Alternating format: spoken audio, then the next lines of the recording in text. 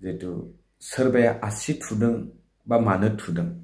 गोख्रों मोनसे पावारजोंहाय फैगोन फावसायनोबो हानाय हयथ' एप्रिलावबो जानो हानाय बा डिसेम्बर 2025 नि डिसेम्बरसिमहालागैबो लांनो हानाय ओंखायनो सानदोंमोन जुजिनाया गाज्रि नङा सेस्ता खालामनाया जोबोद गोनांथारमोन आसा खालामदोंमोन डियार नाब्ला सारखौ जोङो नैबे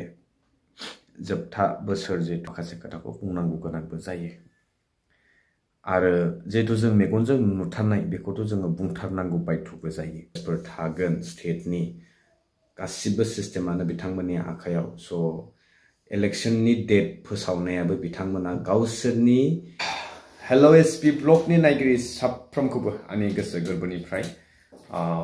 अननाय आरो सिबिनायखौ जासिहरनाय थाबाय भिडिअखौहाय आङो दा साननैसो इरेगुलार जाबाय थादों आं बेनि थाखाय नोंथांमोननिसिम निमाहा बिग्रोनाय थाबाय जाहोना ओरैबायदि जादों डिभाइसफोरा आंना एसे आपडेट होनो गोनां दङमोन बेनिफ्राय आपडेटखौ होना लाबाय दा गासिबो सिस्टेमानो माने आलाय सिलाय जानानै दङ इमेल आइडि बायदिसिना बेकआप खालामनो रोङासै एन्ड इभेन गोबांथार इउटुबनिबो माखासे जिनिसफोराहाय आंना माबानानै जाजोबनानै दं सिजोल जायाखै स' बेनि थाखायनो आं भिडिअखौहाय होनो हायाखै माखासे लेटेस्ट आपडेट होनो गोनां दङमोन नाथाय शेयार खालामनो हायासै क्रिसमासबो जाहैबाय मैया बेनिफ्राय विशबो खालामहरनो मोनासै नोंथांमोनखौहाय जाय भिउवार्सफोरा नायो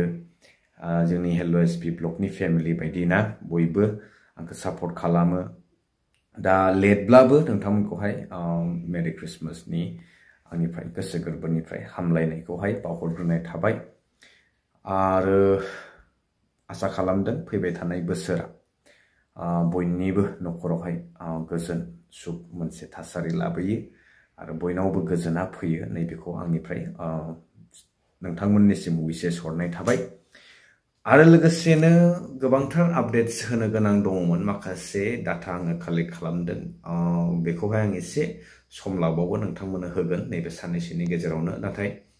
दा मानो होनो हाया होनना बुङोब्ला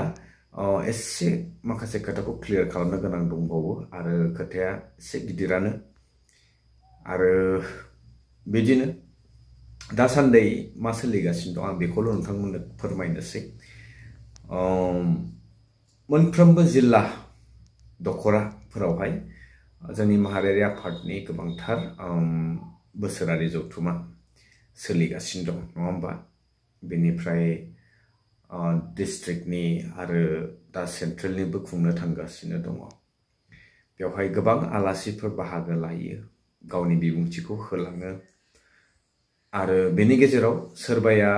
बुङो बुंसोलायो एबसुखौ सोंखारिनाय बाथ्रा माने बेबायदि बुङो दा जों किसुमान समावहाय थोंजोङै बुङाब्लाबो माखासे खोथाफोरखौ बयखौबो नङाब्लाबो सोरबा बा बबेबा ओरै थोरै मावदों होननानैहाय मालाबा समावहाय बुंनो गोनां जायो दा गोरोन्थिखौ नुनानै जोंबो सिरि थायोब्ला बे गोरोन्थिखौ सुद्रायनानै होआब्ला बे गोरोन्थियानो खालामबाय थागोन जायनि जाहोनाव जोङो माखासे खोथाखौ बुंनांगौ गोनांबो जायो आरो जिहेतु जों मेगनजों नुथारनाय बेखौथ' जोङो बुंथारनांगौ बायथ'बो जायो दा बेवहाय एज आ हल माने बयहाबो देहायाव नांफानाय बायदिबो जाहैयो नाथाय जोङो बेवहाय मेनसन खालामो सोरखौबा बुंदोंब्ला जेनेबा उमुक थुमुक एरियानि जायगानि जिखुनु आफाद बा संगठन बा बेक्तियानो बे ओरै थोरै खामानिखौहाय गाज्रि मावदों नामा होननानै बुंनो गोनां जायो बेफोरबायदि दा दिनेश ब्रह्म होननाय माहारियारि आफादनि डिस्ट्रिक्टनि माबा मोनसे बिबानाव दङ आं एक्जेक्टलि कालेक्ट खालामनो हायासै बिथाङा जा बुंदों थिगानो बुंदों माहारिनि आफादनि फारसे सोरबाया जुदि आसि थुदोंबा बेनि फिननायखौ होनांगोनबो जिहेतु हारिनि सिनस्रि होनना बुंदों नालाय नाथाय बेवहाय जुदि गोख्रों जानो हादोंब्ला बेथ' जोबोद हामबायसो होननांगोन जोङो जिहेतु सोरबाया आसि थुदों बा मानो थुदों बेनि खारनानो जे माबा मोनसे गोरोन्थिखौ नुदों नामा होमबासोना सोरखौबा जोङो आसि थुनायनि बै बेक्तिया साहसखौ मोनहैयो बेनिखायनो जोङो सोरखौबा आसि थुजासे साहसखौहाय मानो होनो बा बे आसि थुजासे बै पइन्टखौनो मानो होनो जायनि जाहोनाव सोरबाया आसि थुनायनि ओंथियानो थाहैनाय नङा जुदि बे रिजनखौनो मोनाब्ला अब्ला आसिखौ थुगोन बोरै स' बेखायनो जोंबो माखासे मावनांगौ हाबाफारिखौ बांद्राय बुंनायनिफ्राय मावथारोब्ला जाहाथे सोरबा जोंनि फारसे आसि थुनो हाया आरो बेनि फारसे आं गोबांथार बुंनांगौ गैया आं बेखौ बै जितु आं डाटा कालेक्ट खालामगासिनो दं बेवहायनो माखासे खोथाखौबो फोरमायगोन दिनै जास्ट नोंथांमोना बेखौनो फोरमायहरनो भिडिअखौ लाबोदोंमोन जे नैबे साननैसो आंहा एसे उसुबिदा जादों डिभाइसनि प्रब्लेम जादोंना बेनिखायनो बा बे सल्भ जागोन बोसोर गोदान सौफैनायजों लोगोसे आं एसे आपग्रेड खालामनो नाजागोन जिहेतु दा जोबथारनोसै दिनै 26 अलरेडि जाबाय सानबासो दंबावो आरो दासान्दि मा खौरां होननानै नोंथांमोनखौहाय बेस्थ' लाखिनो बोसोर जोबनायजों लोगोसे नोंथांमोनाबो मुडफोरखौ सोलायदो ना बेखिनिखौनो बुंगोन आं आरो बोसोर गोदान सौफैनायजों बयबो गोदान साननाय हनायखौ सिन्था खालामदो बोरै आवगायलांगोन गोजाम साननाय फेलेंफोर जानाय बेफोरखौ बांद्राय जिंगा दासै बोरैहाय आवगायलांगोन बेखौ सिन्था खालामदो नैबेखिनिखौ आङो एडभान्स बयखौबो हेपि निउ इयारबो दिनै एडभान्स एकदम सानब्रै सानबा सिगां बुंहरखाबाय सम मोनाबो जानो हानाय आरो आसा खालामदोंमोन डियार नाब्ला सारखौ जोङो नैबे जोबथा बोसोर जितु 2024 जोबनायजों लोगोसे गनायखौ नुगोन होननानै आसा खालामदोंमोन नाथाय बे जाफुंसार महर लायासै बेनि मोनसे दुखु थासिगोन बयहाबो आरो 2025 आवहाय माबायदि खौरां फैयो माबायदि सम फैयो माबायदि बोथोरा सौफैयो बेखौ जोङो नेनांसिगोन साननैसो आरोबाव आरो बयबो अनज्लायनायनि गेजेरजोंहाय सोलिलांनो हागोन नामा बेखौबो जों सिन्था खालामनांसिगोन दिपेन बर' सारनि माखासे खोथाखौबो खोनादों नुदों जे ज' जालायनायनि बाथ्राखौ बुंदोंमोन नाथाय बे साक्सेस जानायखौ नुवासै जानांगौ गोबांथार बिथिङाव बिथांमोननि सावरायनाया थुंगेहैबाय जिहेतु बेवहाय सिट शेरिंनिल' बाथ्रा फैया जुदि बिथांमोना गोबाङानो सानो सिट शेरिंखौ 2020 माने हाफ खालाम 40 सिट्सआव कन्टेस्ट जायो नालाय दा बे सिट शेरिंजों लोगोसे गोबांथार गाव गावनि ओनसोलनि जायगानि पार्टी लेभेलनि वर्कार्सफोरनि बाथ्रा थाहैबाय बायदिसिना सोर मोनगोन सोर मोना राननाय मानाय बिदि गोबां जेंना थायो जायनि जाहोनाव आं स्टार्टिंनिफ्रायनो सानदोंमोन जुजिनाया गाज्रि नङा सेस्था खालामनाया जोबोद गोनांथारमोन सेस्थाबो खालामबाय दा बहाबा नङा बहाबा लिडार्सफोरनि मिलायनायजों दिनैनि समावहाय ग्रासरुट लेभेलनि लिडार्सफोरबो दङ लकेल प्राइमारि ब्लक गोबांथार बेबायदि दा बेयावबो मिलायनो गोनां जायो एडजास्ट खालामनो गोनां जायो स' बेवहाय गोबां माखासे खोथा थायो बेखौहाय भिडिअ मोनसेनि गेजेरजों बुंफ्रुजोबनो हाया नोंथांमोनाबो मोनथिखायो बेबायदिना बेफोरनि थाखायनो मिलायहैयासै जानांगौ आरो बिदिनो जानांगौ बाखि बयबो लुगैदोंमोन माबा मोनसे आउटकाम मोजां फैयोब्ला फैयैनि थाखाय मोजां जिहेतु जों बयबो मिथिगौ बर्तमाननि समावहाय बिजेपिया जोबोद गोख्रों जानो थांगासिनो दं आरो जों रावबो बुंनो हाया बयबो रेडिसो जादों माने जुदि थारैनो बिजेपिया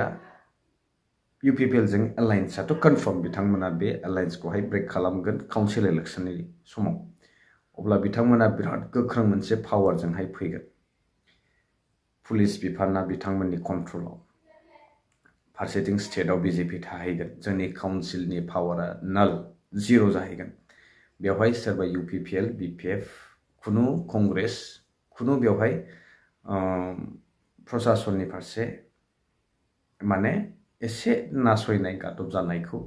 नुनो मोनगोन जिहेतु बिजेपिया स्टेटआवहाय पावारा थाहैगोन ना जेरै जोङो थांनाय 2020 नि इलेक्सनाव जों नुदोंमोन बिजेपिनि केम्पेनाव गोबां प्रशासन साइडनिफ्राय सापर्ट खालामनाय जाहाथे बेफोरो जाया एक्चुअली गणतान्त्रिक डेमोक्रेसिनि जि इलेक्शननि प्रसिडियर बेवहाय गभर्नमेन्टनि माखासे माबाफोरखौहाय निउट्रेल भाबै मावनांगौ नाथाय बिथांमोना बेखौ एसे आनलफुल खामानिखौ मावो बेबायदि बिसायख'थि समाव आरो मोनसे खोथा बिसायख'थि समाव जोंनि रिजनेल पार्टि मोननैजों बांद्राय दाङाबाजि जानांगौनि बाथ्राबो फैया जिहेतु बिजेपिआ मोनसे बिराद स्ट्रं भाबै कन्टेस्ट खालामगोन प्रशासन स्टेटनि फारसे बिथांमोना हेल्प मोनगोन आरो गोबांथार मिनिस्टार्सफोर थागोन स्टेटनि गासिबो सिस्टेमानो बिथांमोननि आखायाव स' इलेक्शननि डेट फोसावनायाबो बिथांमोना गावसोरनि जि केम्पेइननि प्रसेसफोरा रेडि जाजोबोब्ला मेम्बार्सफोर ब्लक लेभेल प्राइमारि लेभेलसिम बिथांमोननि मावथिफोरनि जानांगौ खामानिफोरा एक्टिभ जाजोबब्लानो बिथांमोना साडेनलि माने अकस्मातैबो डेटखौ फोसावनो हानाय बा फावसायनोबो हानाय हयथ' एप्रिलावबो जानो हानाय बा डिसेम्बर 2025नि डिसेम्बरसिमहालागैबो लांनो हानाय बेबायदि सन्देह जादों आरो गोबांथारानो मिथियाबो जानो हानाय जे बिथांमोना साननो हागौ जे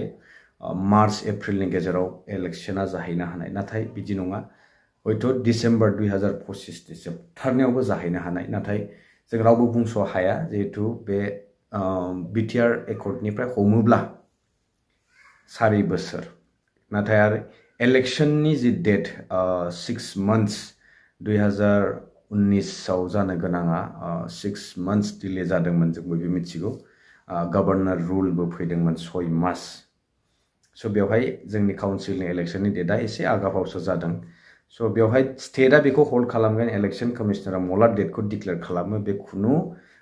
जोंनि दा रिजनेल पार्टिफोरा बुंनो हानाय नङा बे बिजेपिनि सायाव डिपेन्ड जागोन कमप्लिटलि बिजेपिआ बेखौ हयथ' गावसिना रेडि जायोब्ला आवगायनोबो हानाय जुदि रेडि जायाब्ला माबा मोनसे गोनो गोथो नुहुरोब्ला फावसायनोबो हानाय आरो जुदि रेडि जाथारोब्ला हरखाबै फोसावनोबो हानाय अब्ला हुलुस थुलुस खालामनोबो हानाय बेबायदि स' बेनिखायनो जों बयबो रेडि जानांगोन सिन्था सरसा खालामनानै गाव गावनि जिखौनो थिग खालामना लानांगोन डेम'क्रेटिक भाबै गासिबो प्रसिडियार मोजाङै मोजां जालाङोबाथ' मोजाङानो नाथाय बेवहाय प्रशासननि फारसे प्रेसार जुदि जोंनि मोननैबो रिजनेल पार्टिनि फारसे गोहोम गोलैनो हानाय बेनिखायनो सांग्रां जानायाबो गाहाम स' दिनैनि भिडिअ'आ नैबेसेनो बांद्राय गोलाव बुंनो सानाखै आरो माखासे आपडेट्सफोर नोंथांमोनजों थाबैनो शेयार खालामनो थांगासिनो दं लोगो मोनबावसिगोन नेक्स्ट भिडिअ टिल देन स्टे टिउन्ड